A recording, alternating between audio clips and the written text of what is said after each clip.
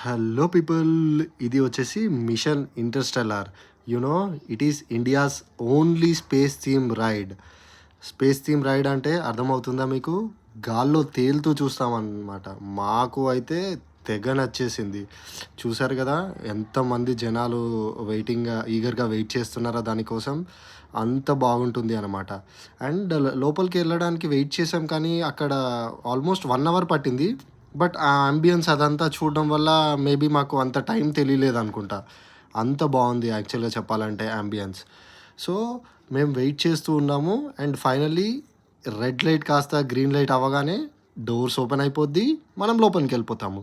And వెళ్ళిన feel అయితే wow! ఏదో కొత్త ప్రపంచంలోకి మమ్మల్ని తీసుకెళ్తున్నారు అన్న ఫీలొచ్చింది. చలో ఎళ్ళిపోయాం కదా అని అనుకునే లోపు మళ్ళీ ఇంకొక చోట ఆపేశారు.